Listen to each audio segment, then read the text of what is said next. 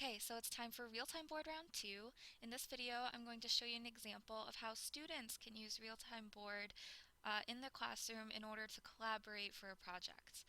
For my example project, I'm actually pulling from my example from last semester.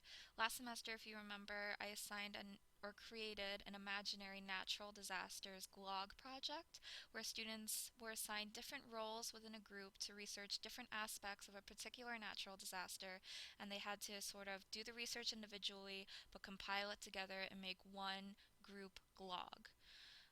And I think Realtime Board would be a really great platform to provide for students where they could collaborate with each other instead of over Google Docs or over email. This would be a really cool alternative. So what you see in front of you are the different roles of the students within the group. I just wanted to give you a quick reminder of what they were. Students could be a geologist, hazards manager, news anchor, photographer, for example, and they would research different aspects of a natural disaster. For this example, I've picked a natural disaster, landslides. So this is Realtime Board, and I used the blank template again, and on this template, I've sort of created what students might create in the planning process of their project. This is just an example.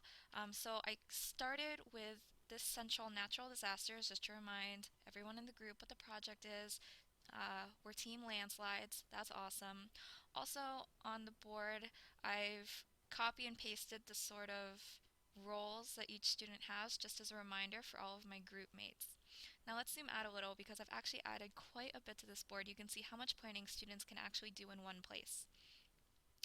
So I've added a reminder, don't forget to cite, and there are different sections for each student with each of their respective roles where they can add their own research as it comes to them. So for example, the geologist, this is their research right here. They've added a citation.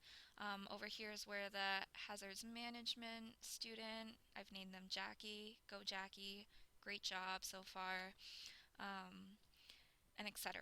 You get it. I think you get it. Up here is a sort of pretend blog or pretend glog, I should say. This is really cool where students can use the tools on Realtime Board to sort of plan how they want their glog to look as a final product. This will expedite the process of making that final project if they already have an idea of what they want it to look like. Now, if you'll notice throughout here, there are these little boxes, and these are actually the comment tools that I showed you in the tutorial before. So I can click on these comments and get my cursor here, and I can open all of these comment boxes and see the feedback that my group members, if I were a student, have given me for this project. So students can actually have conversations with each other on here. For example, do mudslides also count for this as landslides? Yeah, they do. I'm talking to myself, but let's pretend I'm two different students.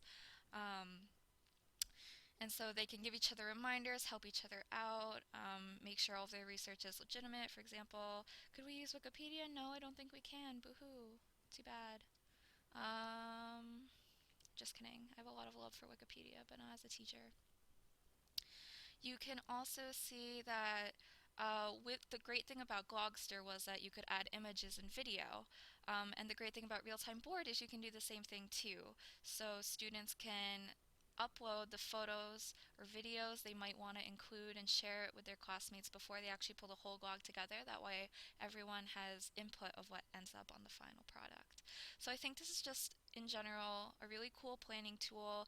You can see that the students can use all of the features on Realtime Board, uploading photos and videos, using the pen tool to draw or write, using the type tool to write as well. They can give each other feedback, make flow charts, make connections, and have a really fun collaborative experience for a project. So I hope you use this in your classroom or at least thinking about using it. I'm definitely going to in the future, and I hope this was sort of helpful for you. Thanks for watching.